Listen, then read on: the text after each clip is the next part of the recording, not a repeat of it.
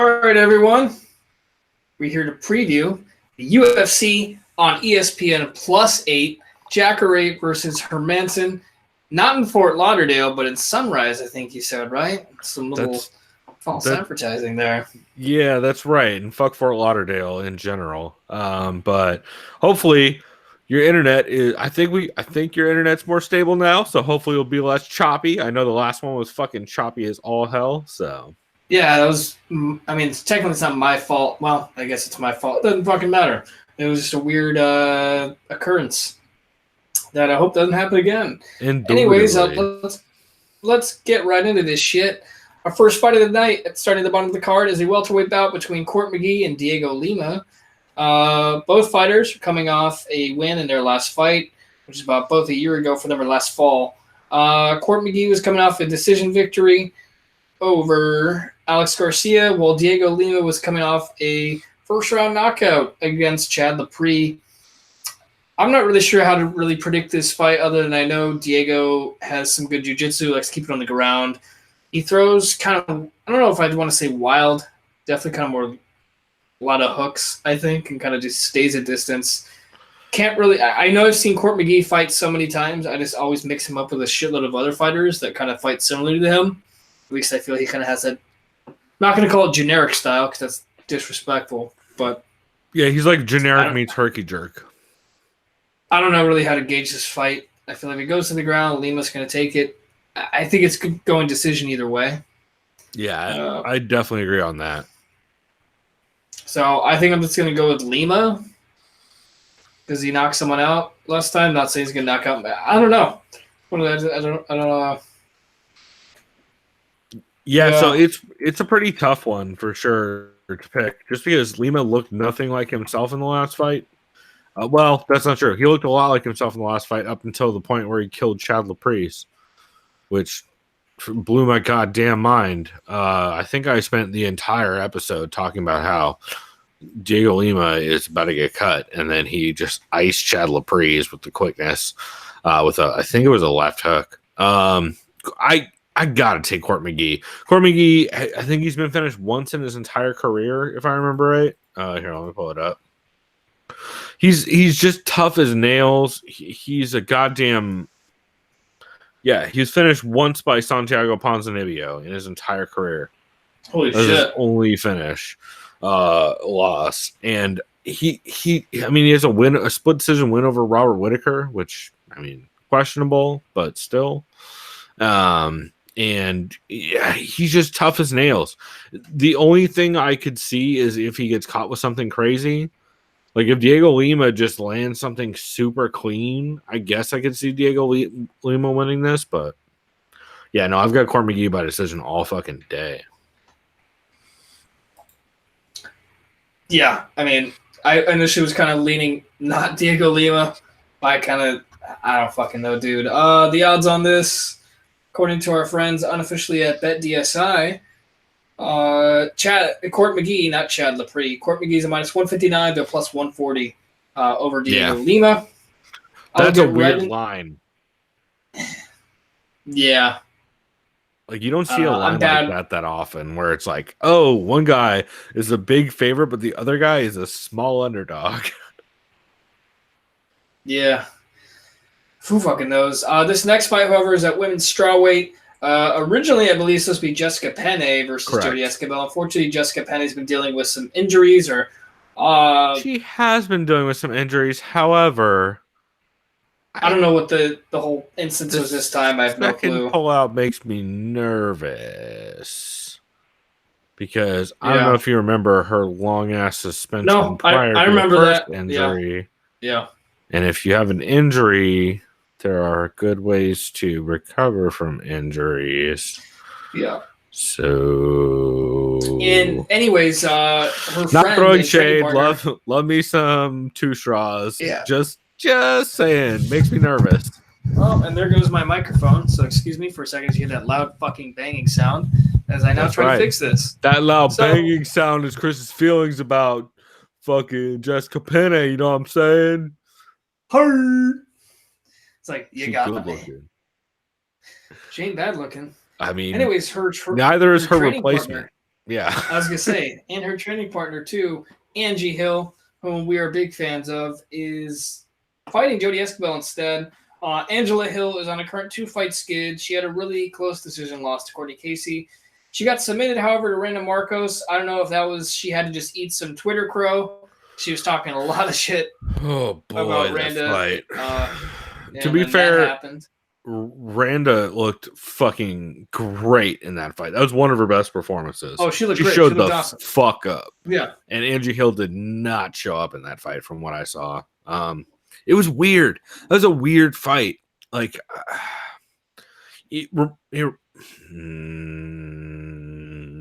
I'll say it. It reminded me of Angie prior to Invicta, and that makes me a little nervous.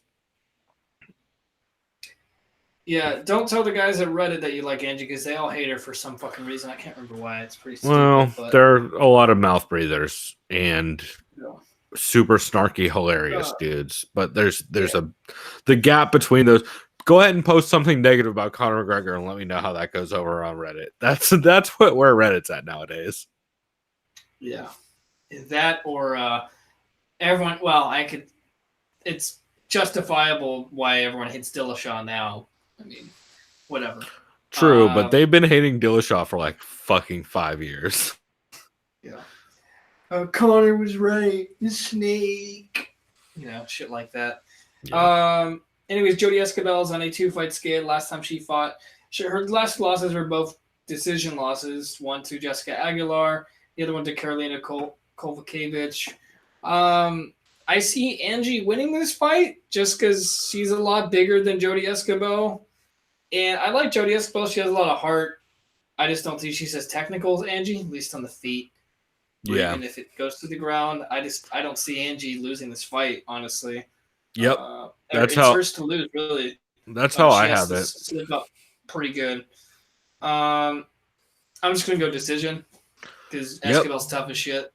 So I'm going the same way. Mostly because I think I agree that Angie. First off, Angie's gonna have a huge fucking size and reach advantage. I would assume. If you look at their the way they match up, she's fucking way bigger. Not necessarily height wise, but just reach and just striking like ability to cover distance, especially. Jodie Esquibel has very short arms and was an atom weight for the first half of her career. So, yeah, I got Angie Hill by decision pretty handily. The only thing that I could see giving her trouble is if Jodie Esquibel just sprints forward and grabs a takedown in the first 10 seconds of the fight. That would make me very nervous. That would be if I was game planning to fight Angie, that Randa Marcos fight, I think you immediately go for a double leg, run her to the fence, and try and work from there. But I don't know how much success Jodie Esquibel is going to have in that, especially after I rewatched the Kovalevich fight, which I think is probably the best kind of style matchup comparison. And Kovalevich, who uses less kicks and is doesn't have that. She's better at not crashing the distance past her own range, but man, just the way Kovalevich was able to light up Jodie Esquibel over time, it's a hard out for her. Yeah, and the odds on this, according to our guys at BetDSI, unofficially of course, Angie Hill's a minus 588, to a plus 450. Too big. Yeah, I think so too. You want to hear something wider? Here's another wider one. This is a bookmaker has Angie Hill a minus 625 to a plus 415. That's crazy. Yeah. Like, I get it, and I don't disagree that Angie Hill will take this, but that's not a good line. Like, what's Angie losing by decision? I mean, by sub. Is there a line on that anywhere? Let me check. You said by sub, right? Yep. Not that Jodie Esquibel is known for subbing people. Actually, what's Jodie by decision? That's a way better line. Escobar by decision is plus 800. Oh, Jesus. Take that. Put that in a fucking trash parlay with one other thing. Yeah. Actually, no, play that straight. That's fucking Escobar by insane. sub. That's fucking insane. Escobar by sub is plus 1335. Well, that's not going to happen. But Jody Escobar by decision at minus 800 is fucking ludicrous. Like, this could easily be a pretty close decision, depending on whether or not Escobar at least tries to engage in the grappling game. Because she could easily steal at least a round by grappling. Just by like making Angie stuff takedowns, she could win a round. I think so too. That's fucking crazy. This next fight, I'm gonna let you go ahead and take over this next fight because I don't. Oh boy, good. I get all the good. I get all the good feeling fights, huh? The ones that make you feel good. Oh yeah, right. Jim Miller, A10. Still don't know what that nickname is about. Got iced by Charles Oliveira in the first round via RNC. Prior to that, he had the win over Alex White back in September of last year via RNC in the first round. And prior to that, he had 4 straight losses. The knee from Dan Hooker, and then 3 straight decision losses against Trinaldo, Pettis, and Poirier, which in retrospect, some of those don't look as bad. Jason Gonzalez, Nicoyas, is 11-4. He is coming out of Millennia MMA, and he last fought Gregor Gillespie back in September of 2017. Okay. Part of that, he fought JC Cottrell and Drew, who he got a win over via Darce in the first, and then Drew Dober, who he lost to via punches in the first. Also, former tough competitor in season 22. So straight up, I don't like this. I don't feel confident at all in any pick I'm going to make on this, because it's either Miller by sub in the first or Gonzalez by probably decision or by late KO. I'm gonna go Miller sub like round 2. Interesting. Obviously, I'm confident, right? Yeah, I mean, to be fair, Gonzalez just got overwhelmed like by Gregor Gillespie, but so does everybody. So it's kind of hard to take it. I'm gonna go Miller via sub round 1 just because he's had so much higher level competition, and Gonzalez is just green enough, and if he gets dragged into any kind of wild exchanges, I think Jim Miller can easily win a scramble and get a takedown and get the back and get a sub. But man, am I not confident in that. So yeah, I'm gonna take Miller sub in the first, but I could easily see him struggling to get either a takedown or a sub in the first, and then ending up in trouble late in the second and in the third and losing a decision. So, yeah, I got Miller sub first, but not that confident. And I gotta imagine the odds. I don't know what the odds would be like on this. Are they against Miller? They can't be, right? No, they are minus 135 to a plus 120.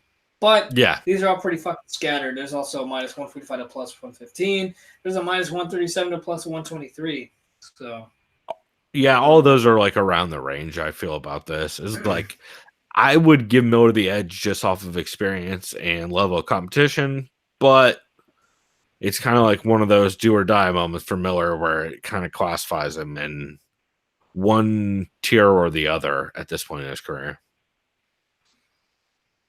Yeah.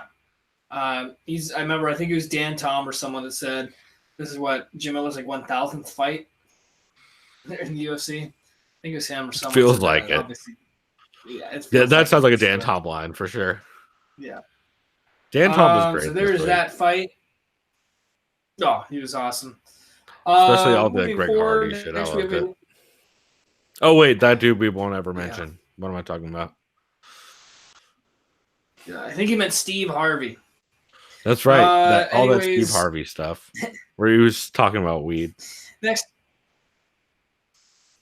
up, we have Gilbert Burns going up against Mike Davis in a lightweight bout. I don't really have much to say about this, to be honest. No, other than Mike Davis about to get his shit pushed in.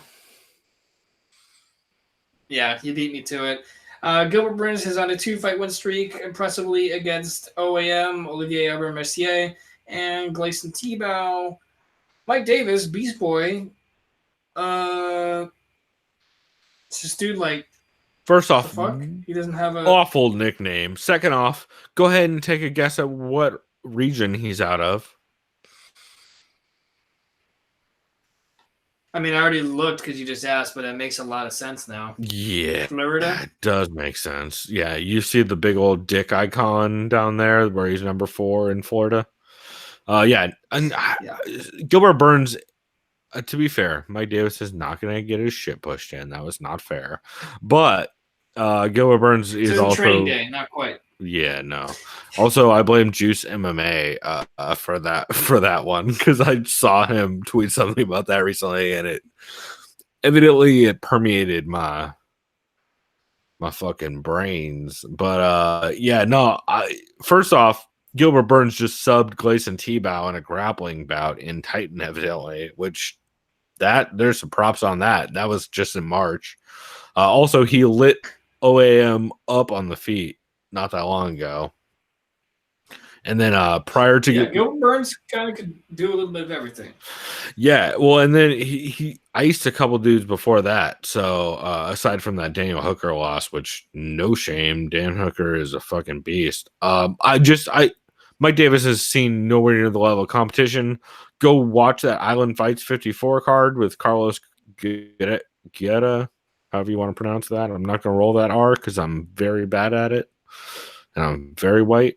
He also had the L to Sadiq. Yeah, well, I could do it, but when I've been drinking, it's not going to go well. And Sadiq Youssef, he had that L2 in the Contender Series via decision, which is impressive, but man, it's Gilbert Burns. Gilbert Burns has been looking on fucking fire lately. Also, this was originally supposed to be Eric Wisely taking on Gilbert Burns, and then Eric Wisely had to drop out via he didn't get medically cleared, evidently. So yeah, I gotta take Burns via I'm gonna take Burns via probably KO first, but it could be KO or sub second. I agree.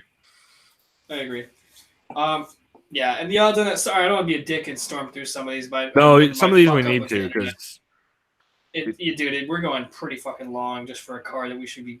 We're not too bad, but we should be burning through. Yeah. Anyways, the odds on this, according to our friends at BetDSI, unofficially, of course, Gilbert Burns is a minus 250 to plus 215 of Mike Davis. And the next fight we have is a women's strawweight bout against former women's strawweight champion Carla the Cookie Monster Esparza, going up against Brazilian strawweight. Sorry for destroying your name. Verna Jandiroba. Or a Honda Roba, probably John DeRoba, because I know Portuguese is different with the J's. Verna Jandiroba. John DeRoba? Yep. Jandiroba? Okay. According to her picture, she looks really excited to be there.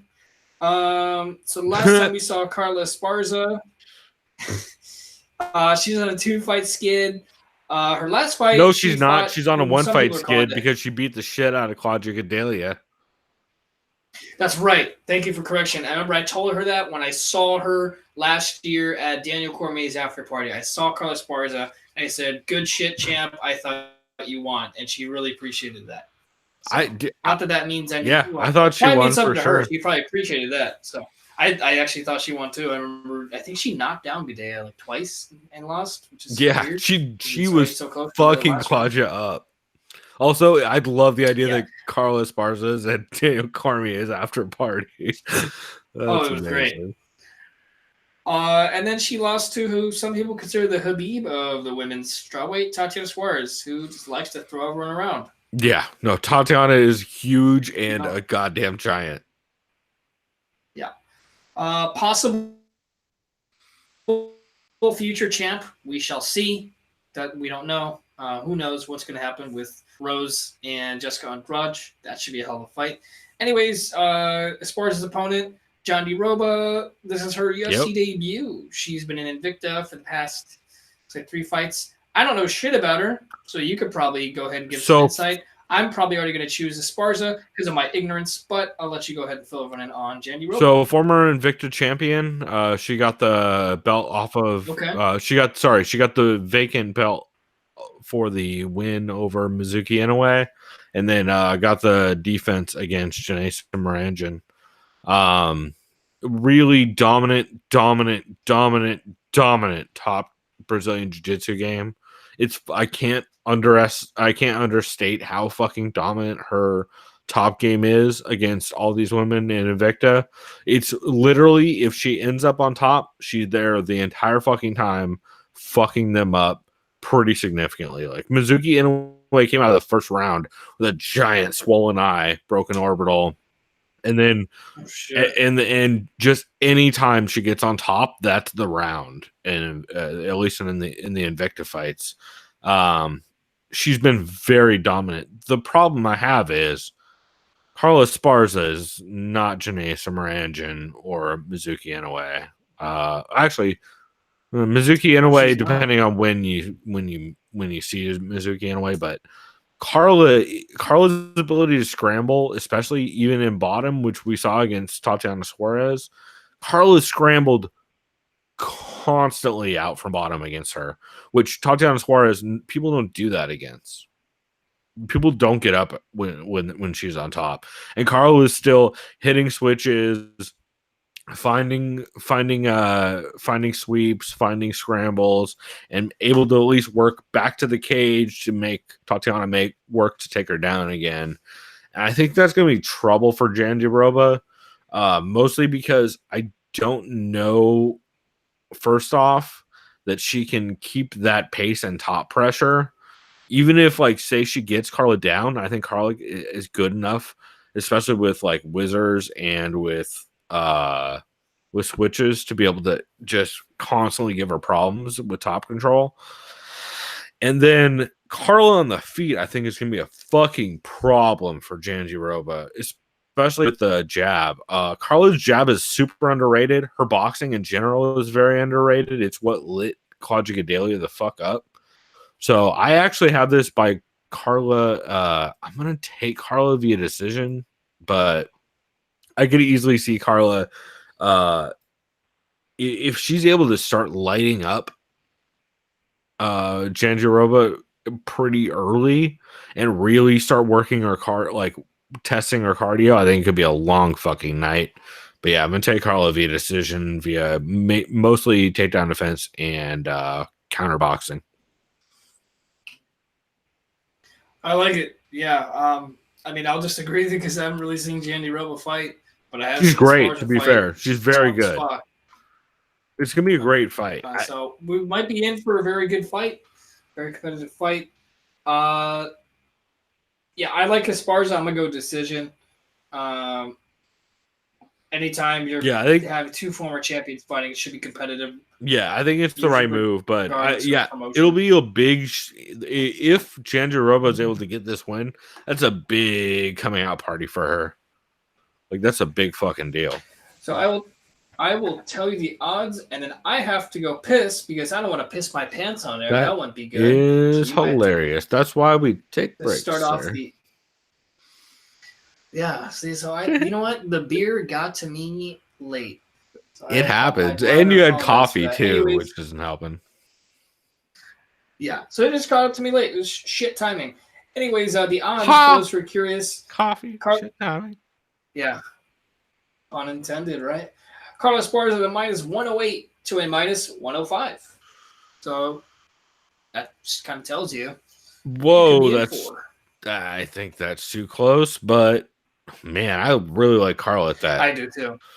That's fucking kind of crazy. I might actually put some action down on that. I've been leaning away from betting, considering I just can't stay away from big favorites sometimes, and it's been fucking me.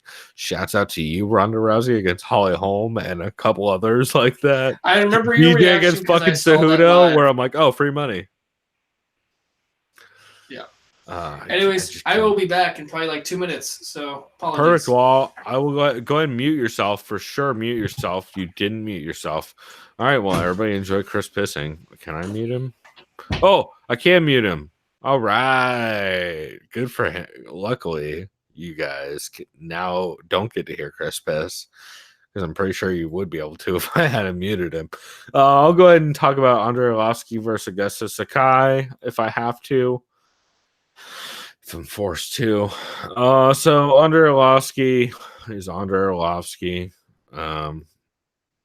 He's 900 years old, and he's been fighting for 400 of them.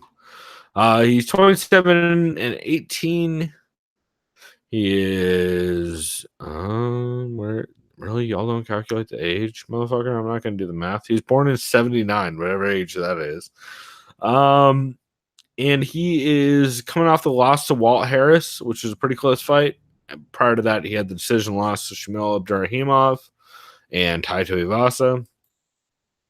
Second on Augusta Sakai, who has wins over Chase Sherman, Marcos Conrado Jr. in Contender Series, and Thiago Cardozo in Immortal FC. Also has a split decision loss to Cheick Kongo in Bellator, which so does everyone. On this one, I am mainly leaning towards Cheick Kongo, Jesus fucking Christ. I'm mainly leaning towards Andrei Arlovski off of just pure experience and his chin looking pretty fucking good lately. His chin's looked really fucking good. Last time he got finished was Josh Barnett in 2016 via sub. And last KO was Overeem in 2016. After that's all decisions. The Ngannou one. Forgot about the Ngannou punch. But after that, I mean, decision loss to Tybura, decision win over Big Baby Junior Albini, decision win over Stefan Struve, and then Taito Ivasa, Abdurrahimov, and Walt Harris is a tough run. The reason why I'm leaning his way in this one is I feel like Walt Harris is a more athletic. Oh, Chris is back. Let me unmute him. I think you're unmuted. Wait, no, you're still mute. I can't unmute you now. I'm good now. Present to everyone. How do I? What is that? Wait. Hey, you're not muted anymore. I don't think. Yeah. It's just showing me now. Now I just see myself. Wait, if I stop presenting, does it? Okay, wait. Talk. Yeah. Okay, perfect. That was the only way I could figure out how to unmute you. I muted you just on the safe side since you didn't. So like I was saying, I'm leaning Andrei Arlovski pretty hard in this one, mostly because Andrei Arlovski beat Walt Harris, he had a very close fight with Walt Harris, which it was pretty competitive. And Walt Harris is a much more athletic and much more dynamic fighter than Augusta Sakai is. He also seems to have better cardio from what I've seen out of Sakai. So I'm taking Andrei Arlovski by decision, but will Andrei Arlovski randomly get sniped by a crazy winging hook? I mean, yeah, maybe. Super maybe. But I got Andrei. I have him as well. No reason, if I'm honest. I just like him to win. Decision or KO or? It's heavyweight, so it's going to be like TKO. Say second round. All right. Would be my call. Sweet. You want to keep on? Oh, yeah, odds on that. Yeah, let me go ahead and pull that up real quick. The odds on that fight, we have Sakai is a minus 141 to a plus 125 for Arlovski. I'm not surprised because Arlovsky's on a pretty big skid, but he didn't look terrible against Wall Harris. Okay. Yeah, it should be an interesting fight. It's a heavyweight fight, so either it's going to be they're staring at each other and trying to exchange, or they're absolutely beating the shit out of each other in an exchange. Yeah, it's definitely going to be one of those. I think, honestly, I think Sakai's going to push enough of a pace on Arlovsky that he will probably end up giving him some trouble, but I think in the long run, Arlovsky ends up taking the decision. Yeah, I'm calling a TKO, but it's probably gonna be a decision. This next fight we have is a welterweight bout between veteran Ben Killaby Saunders going up against Japanese fighter Takashi Sato. This is his UFC debut.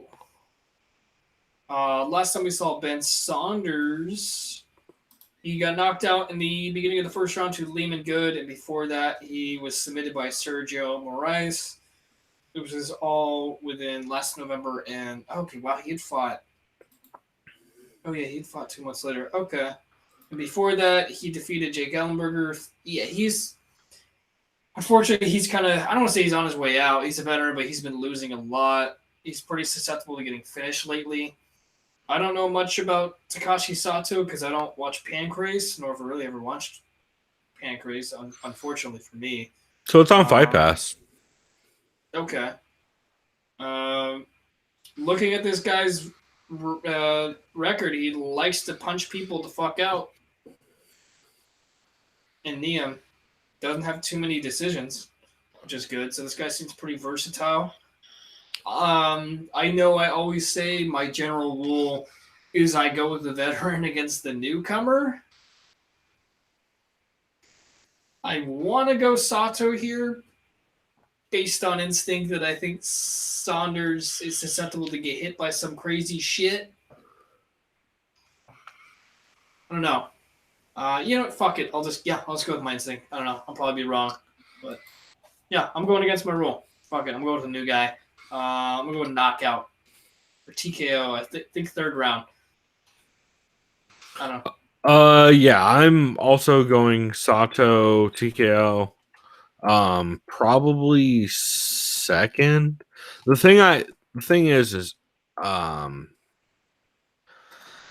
not real confident that Ben Saunders isn't going to be able to get some part of his game working. A lot of these fights are very fucking competitive, so I think it'll be very interesting to see how that actually plays out.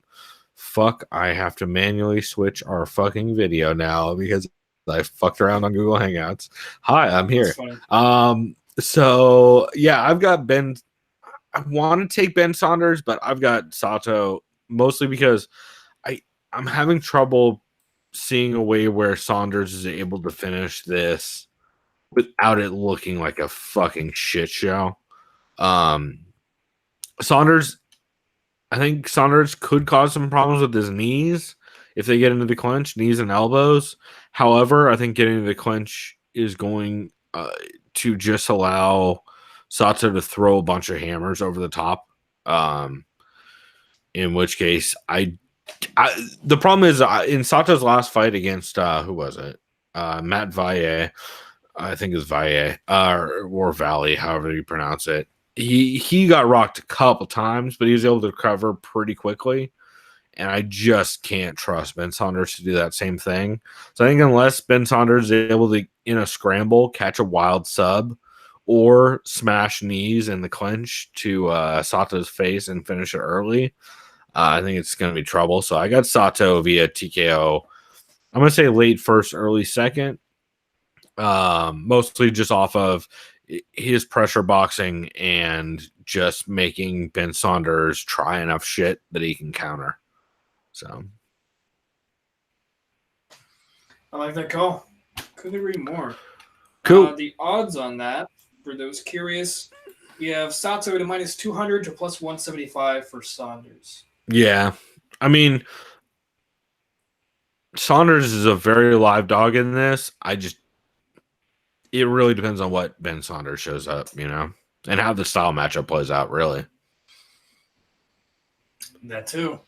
Next up, we have a lightweight bout between American fighter Roosevelt Go-Getter Roberts going against another American fighter, Thomas the Young Lion Gifford. I'll be honest, I don't know much. Before you even start, there's no reason for this to be on the main card except for the fact that they want to push Roosevelt Roberts. Yeah, that's what I was assuming. Which is ironic because multiple times. Yeah, Roosevelt Roberts is a Contender Series guy, but my favorite fact about him is he is clearly a lifetime sponsor of the Show Money podcast because he has it tattooed across his fucking chest.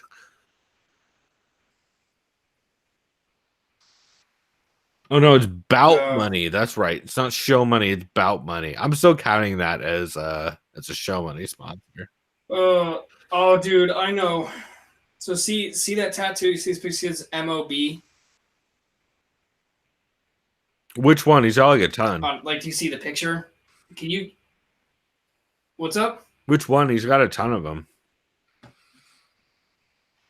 Oh, when the one just on Tapology. Can just guess what that means? Only because I know someone that has that too, and they told me. Well, this with the handfuls of money, it means money over bitches. Oh, right, yeah, that MLB tattoo. Gotcha. Yeah.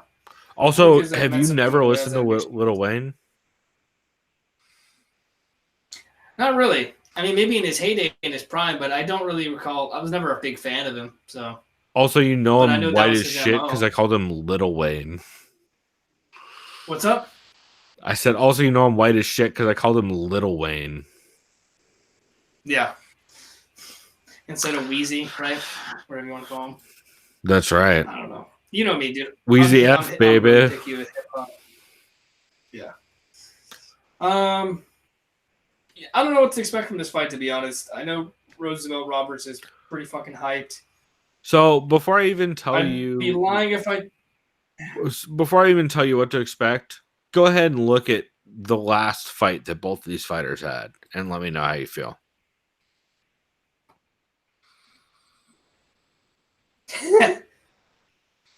Okay. You want Roberts fought Daryl Yeah, you want to talk it out for the audience? Oh, as far as who they both last fought. I mean, he beat him with Yeah, so Roosevelt Roberts standing guillotine choked out Daryl Horcher. That was the one, by the way, where he cranked on the palm to palm the high elbow palm to palm guillotine on Daryl Horcher so hard against the fence that Daryl Horcher started going 90 degrees. Oh, that's right. Did it look like he broke his? It was crazy looking. Yeah, that was the one. I remember seeing that. It was wild. Like, is he dead? Yeah, it was. Snapped his neck in half. It was one of the more brutal guillotines I've seen. And then Thomas Gifford, I wish he fought Chris Brown, or at least the Chris Brown I'm thinking of. But he defeated someone named Chris Brown via split decision. That's right. In something called V3 fights, which I've vaguely heard about. Prior to that, though, he fought in KC Fighting Alliance against Trey Ogden, in which he guillotined.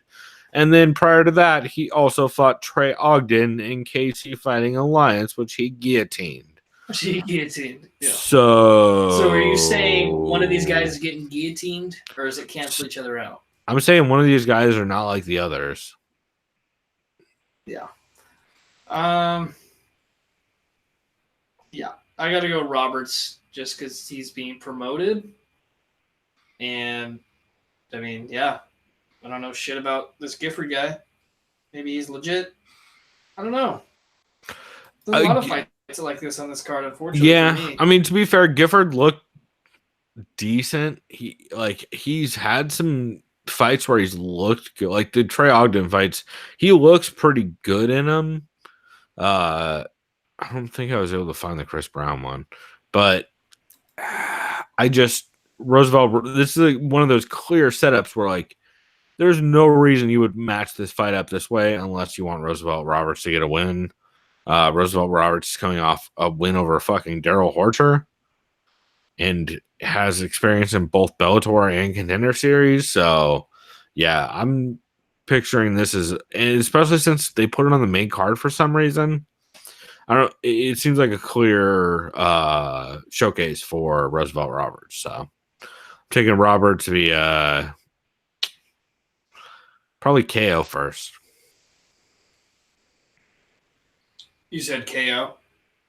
Yeah, I'm leaning that way just because I don't have a ton of confidence in Thomas Gifford. He's looked good. However, he jumped guillotine against Trey Ogden, which makes sense because he already guillotined him once.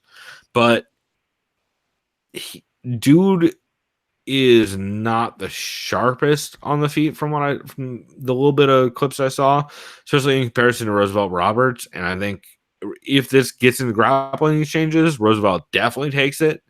But I think even on the outside, I think Roosevelt's going to be able to piece him apart while he comes in and get the win.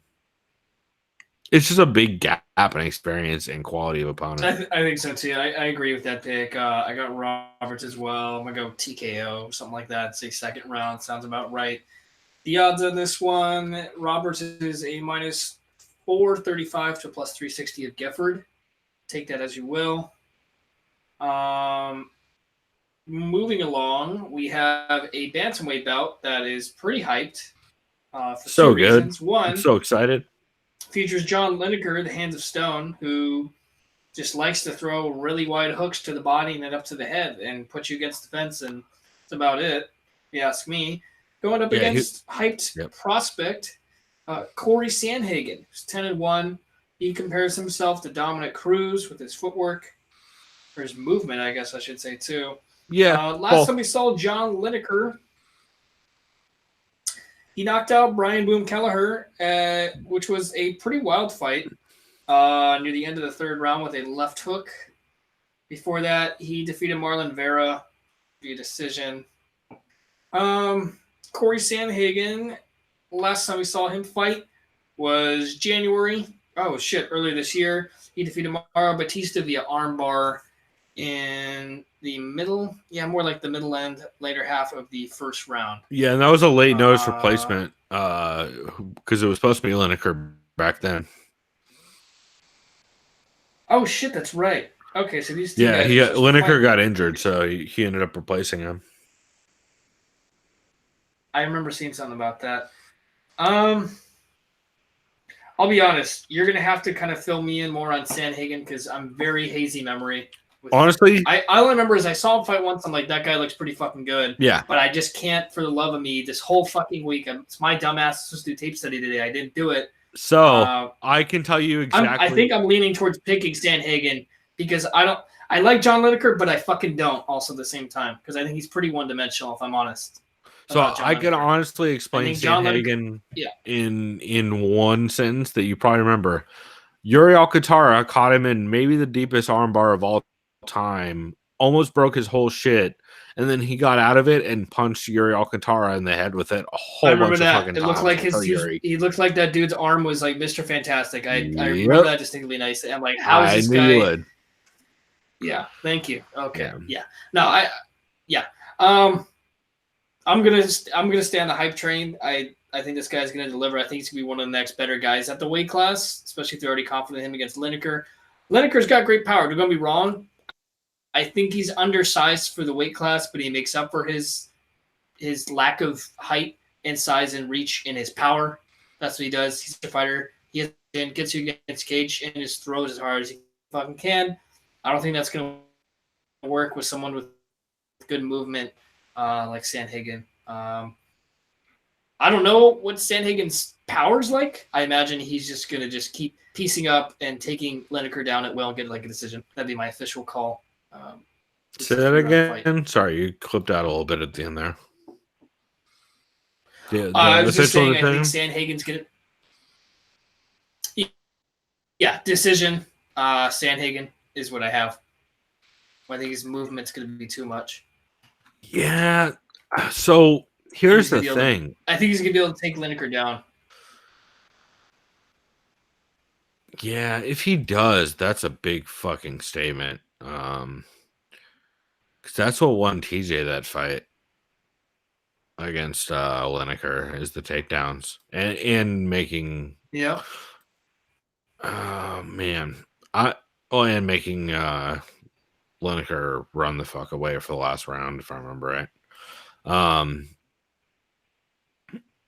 Or no, sorry, TJ ran away the last round.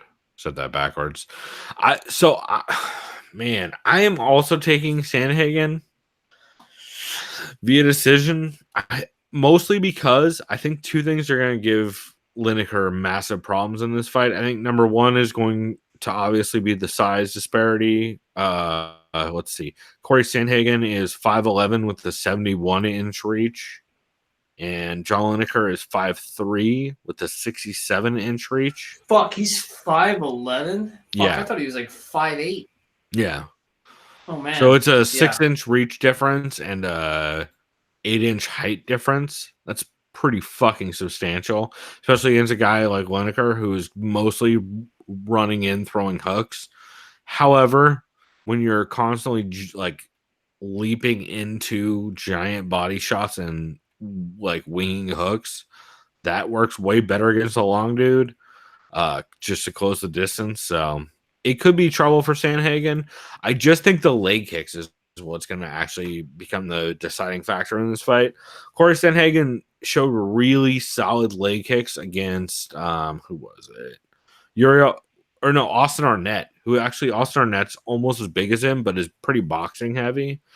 And he was smashing leg kicks into Austin Arnett. And I think that and Lineker ate a decent amount of leg kicks against Marlon Vera, Cheeto Vera.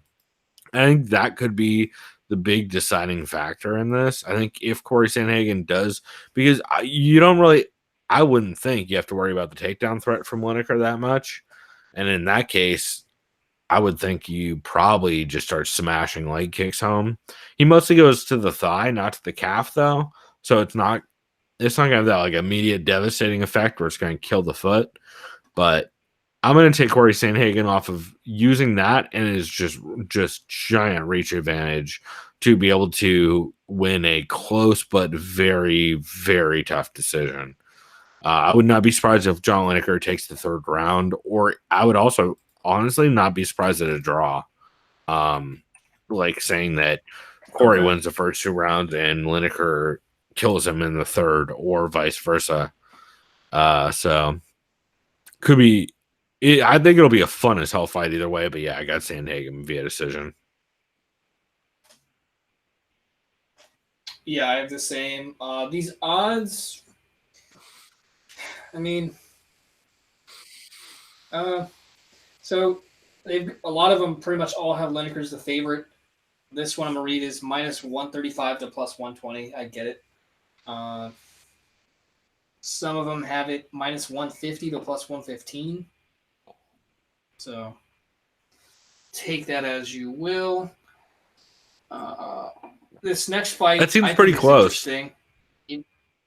Yeah. Like, wait, sorry, Lineker was the favorite, right? Yeah. Yeah, that's probably right.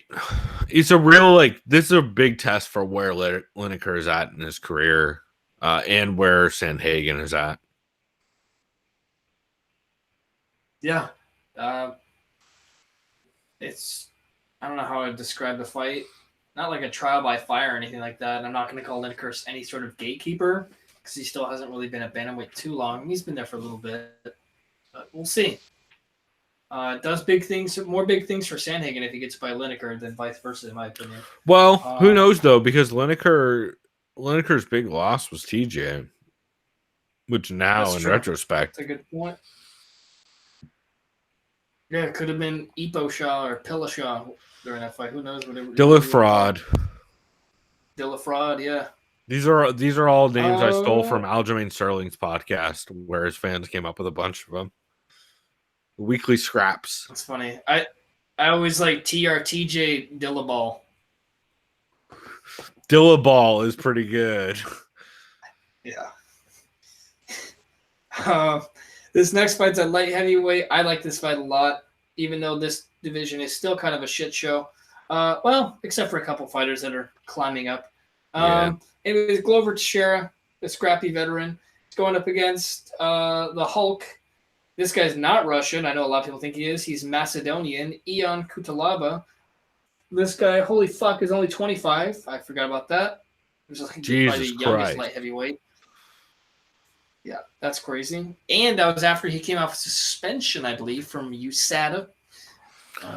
So that guy still got time on his hands for now. The USADers?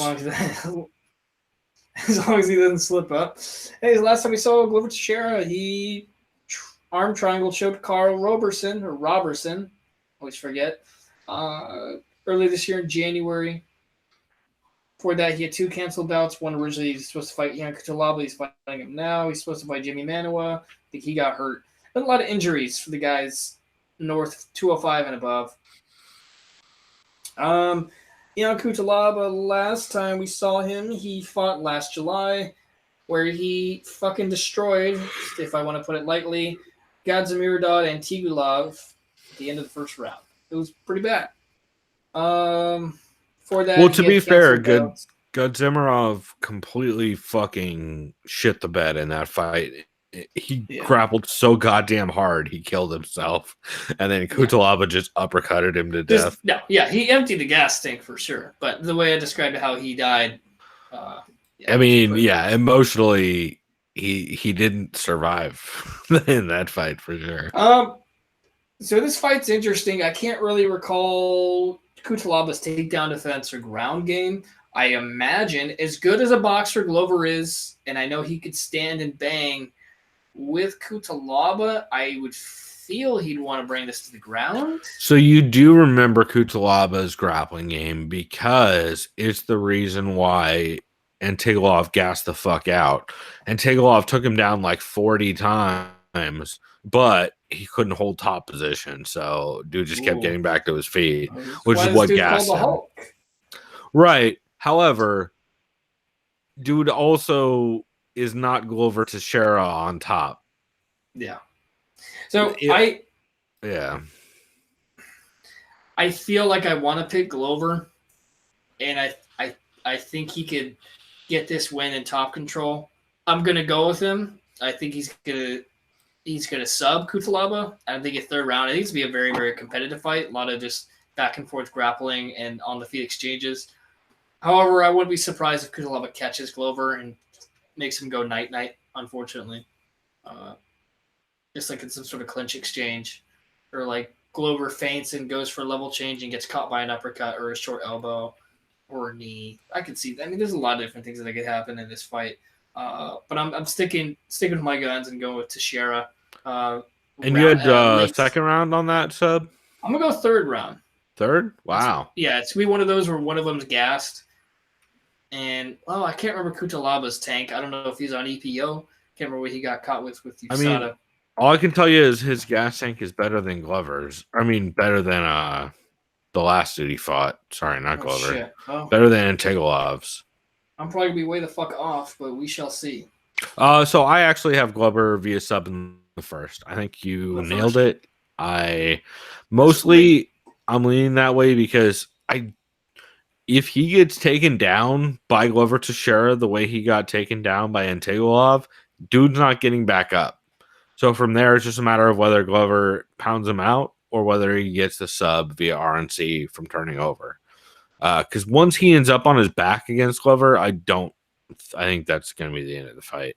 It's just a matter of time. And Antigolov was so successful in the takedowns that, I've got Glover via pretty solid either ground and pound finish or sub in the first. I'm leaning sub in the first. I think he's going to pound him out. Antigolov will turn over trying to get up and get caught with RNC. I like it. The odds on this, for those curious, Glover is, these are kind of varying odds, but I'll put this one, minus 114 to a plus 101. Wow. That is way closer than I would have thought. Yeah. Man, that parlay with the fucking decision parlay I mentioned earlier, it's not is not a bad plan. You want to spend $5 that you don't care about. That's a good $5 to spend. It sounds like it to me. Well, this next fight it's interesting because I could see both guys winning. I don't know. It's probably not as close as it should be, but I feel like it might be closer. I don't know how to explain this one. I'll have you explain this one. We have Platinum Mike Perry going up against Alex Cowboy Oliveira. I've been going back and forth on this fight for various reasons. The last time we saw Alex Oliveira fight, it was last December where he was submitted and had his fucking head busted in half by a top-mounted Gunnar Nelson fucking down. Dude, that elbow is so scary looking. He fucking opened a vagina on the top of Alex Oliveira's forehead, and it was not okay. Dude, and Oliveira is insane because that dude was like fucking laughing maniacally as he was just blood was spouting out. Like for the first part, for the second part, he was having a straight panic attack. Yeah, and then he got submitted. Yeah, no, when Glover was on, when Gunnar was on top, and then he was bleeding into his eyes, he was like, "Fuck everything about this," which is completely understandable. So the first thing, okay, so he's going up against everyone's favorite African American fighter, Mike Perry, of course. As people like to call him on social media. Really, bro? That whole fucking stupid running. I hate every time I fucking see that. I'm just like, really, God fucking damn it. Has Mike Perry put out any blackface videos for this one, like he did the Native American video for the cowboy fight? Not that I know of, but I don't think that's something I'd want to look for either. No, yeah, don't Google Mike Perry blackface. I bet you'll get fucked up results. There's probably a lot of Mike Perrys out there. Never mind. Last time we saw Mike Perry, he got submitted via armbar against Cowboy. That was a great victory for Cowboy. I know, like his wife or girlfriend and his wife. They got married about. Wait, which one? Alex Oliveira or Mike Perry? I'm sorry, Cerrone. Oh, Cerrone. No. I don't think Cerrone is married. Perry got married. You knew that, I know that, right? Yeah, the whole on and off relationship there, and then never mind. I don't need to explain that bullshit. And you know how Alex Oliveira has impregnated an entire street full of women, right? That somehow doesn't surprise me, but no, it doesn't surprise me. Dan Tom has talked about a couple times on his podcast how evidently Alex Oliveira has kids with like 3 different women on the same street in Brazil. That's not awkward. Oh, it's very awkward. And it's also so fucking MMA. Yeah. Yeah. If I were to call Mike Perry any other nickname besides Platinum, it would definitely just be Florida Man at this point. Oh, yeah. For sure. I mean, so anyways, I'm going way too long on this pick. I should have stick to. I'm gonna go with Alex Oliveira in this one. I think he's gonna catch Mike Perry with some brutal knees in the clinch. The only thing that worries me about picking Oliveira is I believe it was Phil McKenzie that mentioned he thinks that Oliveira has some quit in him when the going gets tough and when he gets stung, and he thinks if Perry could catch him flush, it's night for Oliveira. I could very much see that happen. Like, it would not surprise me if Perry just caught him with some crazy shit, and then Oliveira's like, fuck, and just, like, shells up, and then he's done. Gets TKO'd. But I like Oliveira to kind of play it smart and even kind of shoot against Mike Perry. Yeah, I'm going the same way. I agree with Mike Swick that sometimes Alex Oliveira, when he starts getting overwhelmed, especially on grappling exchanges, he has trouble. On the feet, he doesn't seem to get overwhelmed nearly as much, aside from the Yancy Medeiros fight, which, to be fair, it's fucking Yancy Medeiros. So yeah, I think it's gonna be a pretty tough out. But so what method do you lean in on this?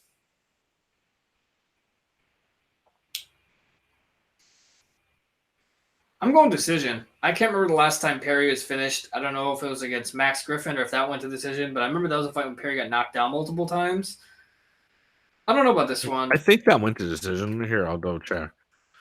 Yeah, the only time I think, Perry's never been knocked out. He's just been submitted. Yeah. So I can't really remember Oliveira's submission or grappling prowess or game, if it's really that great.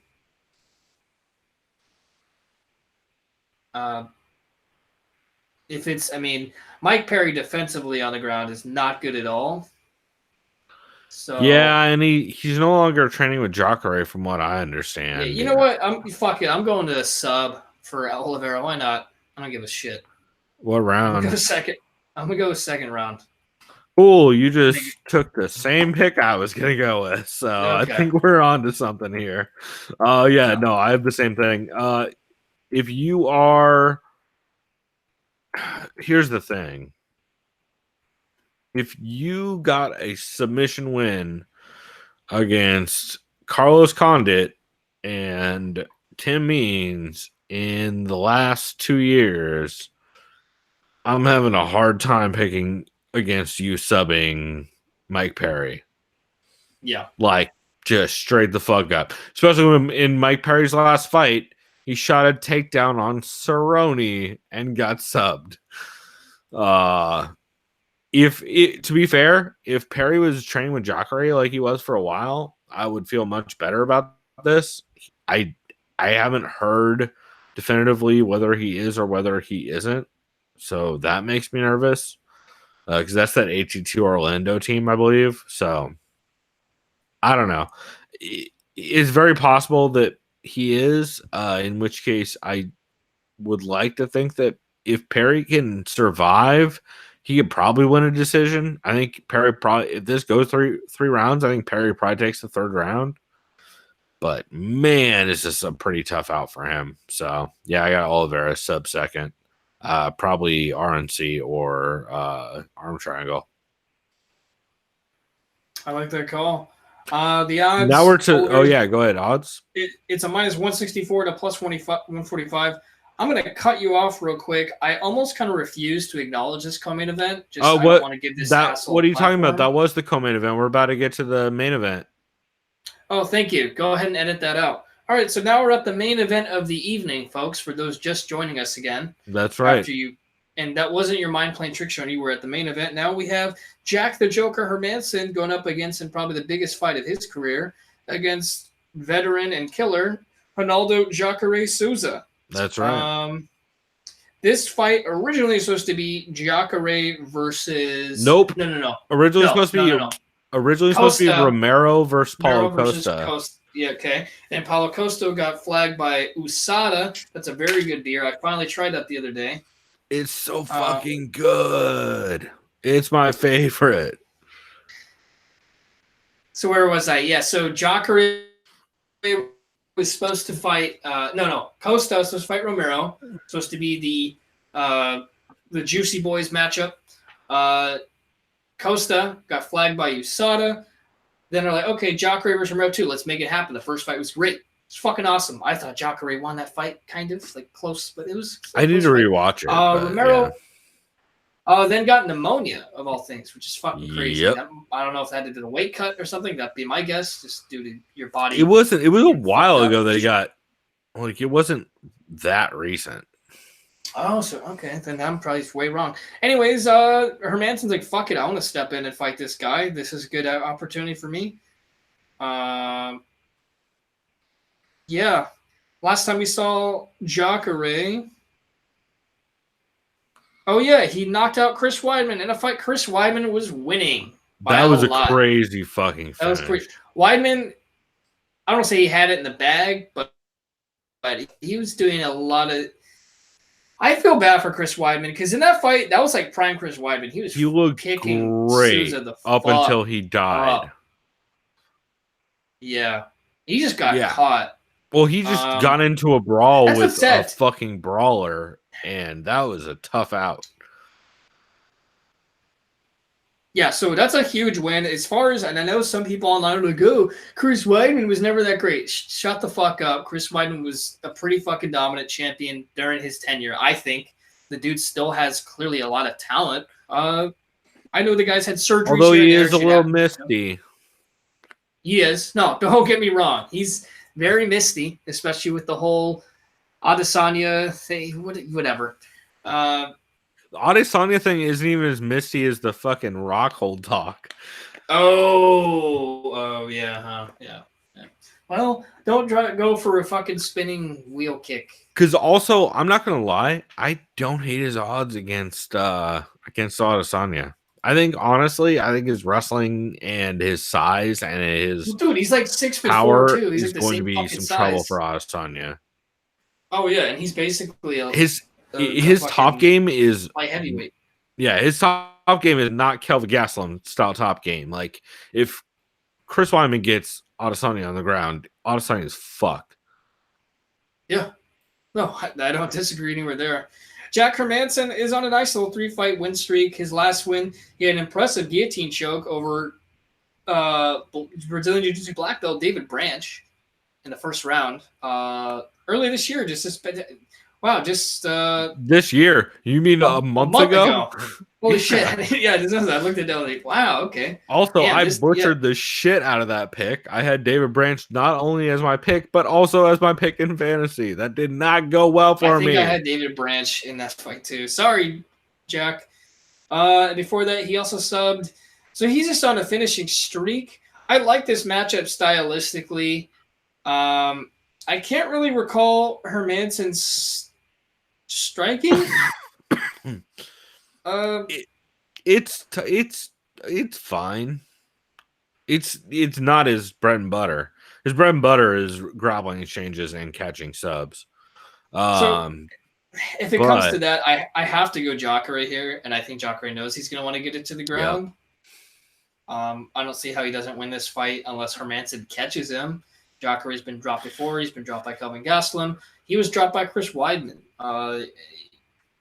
He was getting beat the fuck up by Chris Weidman on the feet. Yeah, so I just got Jacare. I'm gonna go sub. I think third round. It needs to be a really competitive fight in the first 2 rounds. I think it'll go back and forth. I think Hermansson will get better at exchanges. I think it'll be like, holy shit, cool, and then all of a sudden it'll just be one of those where he just gets caught and Jacare just gets the win. It could be even maybe later in the 4th or 5th, but I'm not confident in that at all, which is why I'm going with Jacare in the 3rd via sub.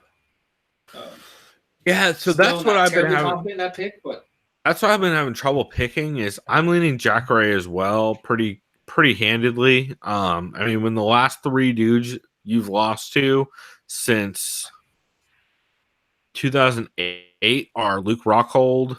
Sorry, 4 dudes. Actually, you know what? Let's go ahead and run it back. Since 2003, here are the losses on his record. He had a loss to Gegard Mousasi in 2008. That's Gegard fucking Mousasi.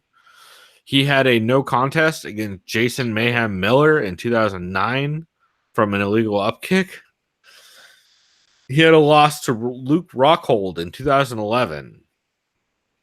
He had a loss via split decision to Yoel Romero in 2015. He had a loss via head kick in round 2 to Robert Whitaker, and he had a loss via split decision in 2018 against Kelvin Gastelum. That is the highest of high tier losses. You'd be hard pressed to find higher level opponents to lose to. And you can't really argue with that. I don't see a way that Jack Hermansson is able to finish this fight via sub. Could Jack Hermansson catch a crazy strike? Maybe. But you got to figure just the level of experience that Jacare has had. I can't help but take him via sub. Probably. Actually, I'm going to take him via knockout. When did he knock out Brunson? Second? First time. And in the first time as well. I'm going to take him via knockout late first round. Actually, no, I'm going to take him knockout early second. I lied. I'll tell you the odds, but is this? Hold on. I want to see what the odds are, say, via knockout and then the props. Let me see if I can find that for us. Can I not? Is this fucked up?